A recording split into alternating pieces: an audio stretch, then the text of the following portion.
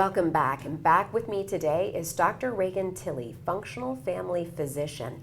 Thank you so much for coming back with me today. Hey Jessica, I'm so glad to be here again. Now last week we talked a little bit about you have done some work in jail medicine with trauma. That's where you discovered trauma work, and now you're helping people through some healing modalities with trauma in your own family, functional family practice. Yes. And I would love to talk a little bit about childhood trauma and how that can impact health. Sure. I think it's a really under-addressed problem. So I'll give you a little bit of a reference point. So when I was working in employed practice, they posted this little memo that said, adverse childhood experiences, you should take this special training on it. They did not really emphasize it. It was not something that was brought into significant awareness.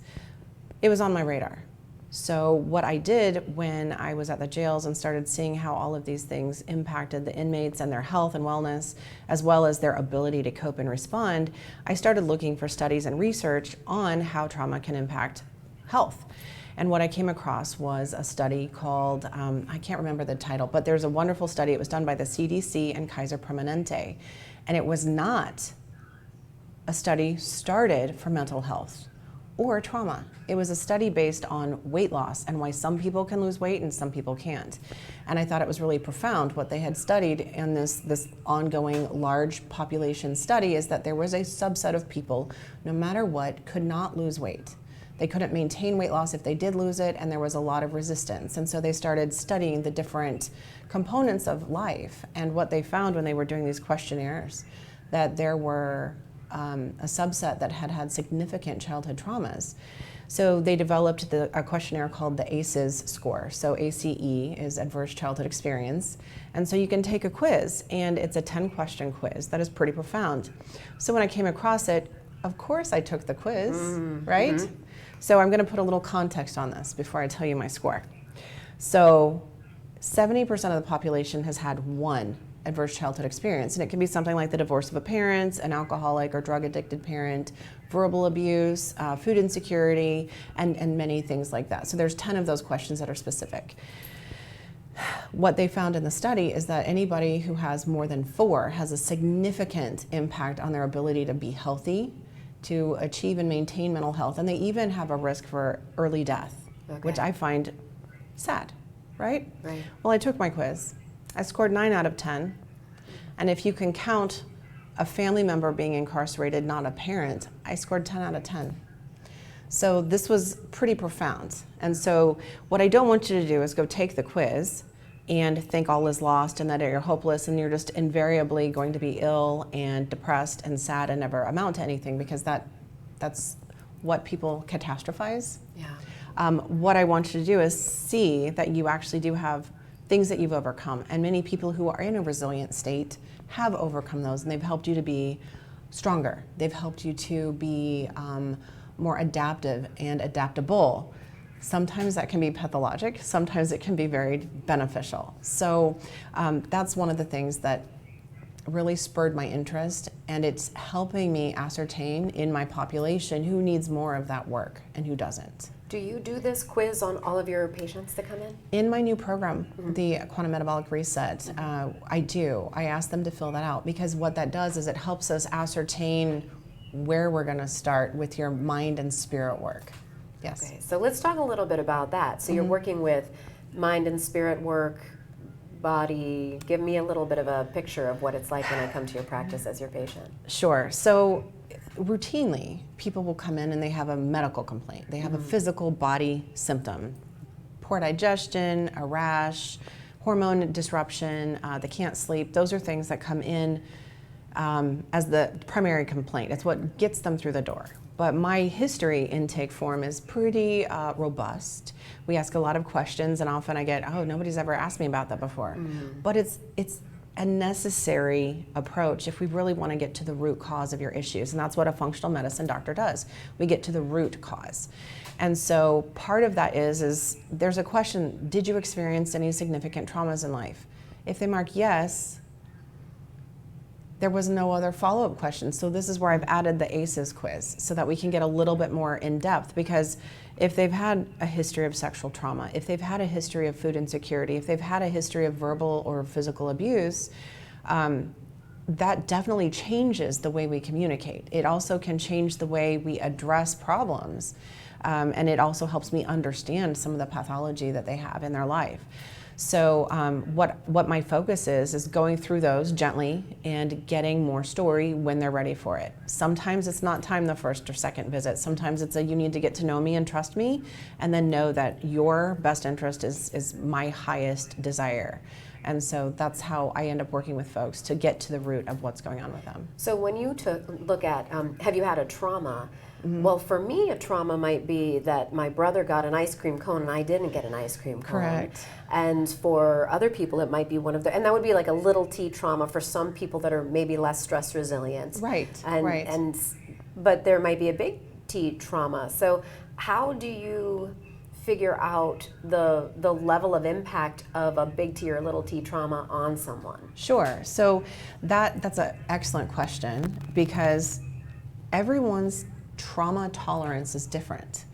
So if we take a child who was neglected, abandoned, had food scarcity, physically abused, and was the dirty kid in school, that's a lot of trauma. But they may be extremely resilient, so they honestly don't appear to be traumatized because they've learned how to cope. You may have somebody who has had kind of that storybook, picket fence upbringing. Parents were married, no food scarcity, they got a car for their 16th birthday, homecoming queen kind of life. And this is not a judgmental statement, but their trauma could literally be somebody got the prom dress they wanted and it can crush them. So it's not a, what was your trauma? It's not a, how do I help you see how silly it is for that to be your trauma? What it is how do I heal you from what your body perceives as trauma? And so that's what I look at, and that's really where we need to be. It's non-judgment. We cannot believe that we have it better or worse than somebody else. What we have to do is heal where we're at. And so that's what I really want people to focus on, because so often what they believe is that the trauma that they're going through in the moment isn't as bad as somebody else's, or it's silly. Well, it's impacting your health, so let's manage it. Let's get through it. And so that's how I focus on that with other folks. That's great. So we're talking a little bit about childhood trauma today, Yes. And so it could be a small trauma or a big trauma. But so that has its a ripple effect. It does, and yes. that impacts your health when you're older. It can. Things get kind of stuck in your body, and it also trains us on how we respond to other people. So when you have a repeated experience that's a traumatic experience, you adapt to be able to live and survive. And children are excellent at surviving, right? Yeah. So these adverse childhood experiences, the biggest thing is if it's before the age of 7, it really has the most profound effect on your personality, your coping skills, and your health potential. It's those things that are between 7 and 12 and 12 and 18 that have a somewhat different effect, and that's really because our development is different, right? So many of the children who have significant impact before the age of 7 become little adults. They become the caregivers, the healer. If they have siblings, they make sure they don't get abused. They'll take the beating for their sibling, or they'll make sure we don't do anything to make mom or dad mad, because this is what happens if they're put in a position where the fear of abuse or the fear of neglect becomes a reality. They become very independent. They become very unemotional often, or extremely clingy and emotional in the wrong circumstances. So this is where some people get into those unhealthy relationships where they're seeking, daddy issues kind of a thing, where somebody's needing love and affection, but they don't know how to seek it in a healthy way. And so those things really impact us from that early childhood up. So just for our viewers, Yes. I try to think about what are people thinking about when we're talking. My thought would be, what if I was 7 years old in 3 months? What if I was 7 1/4? What if I was 7 1/2? Maybe 8 is closer to. How can people look at themselves and maybe have a good lens or mirror to say, I need to do something? Well, In all reality, statistics are statistics, right? So they're the best measure that the researchers have in order to create a boundary to set data. So really the biggest thing is how do you feel it has impacted you? How do you feel about this event in your life? Was it a significant enough event that you don't feel like you were able to grow and mature through it? Because developmental things can be delayed as well. We see that very often, again, through trauma, is that people don't develop at the same speed as others in different areas. They may be very capable, but very emotionally immature. And so it's not really a number, but it's more, how did it impact you and how have you healed from it? Okay, that's great. Yeah. Well, thank you so much, Dr. Tilly, for being back Of with us again course. today. Come back next week. I'll be here. I can't wait. Me Looking either. forward to it. Me too. Will you please let everyone know what you're working on and how they can find you? Sure. So currently what I'm working on is a group program for essentially middle-aged women who are struggling to lose weight. They are not understanding why they can't get through or just over that last little hump of success with their weight. And so often what I have found is it's an emotional baggage. And there's something about middle age where all of these little secrets come to light. And you're really starting to cope with it, whether it's you're becoming an empty nester, you're having grandkids, your parents are getting ill or sick and you're having to do more for them. It really brings up some of these deep-seated needs for healing.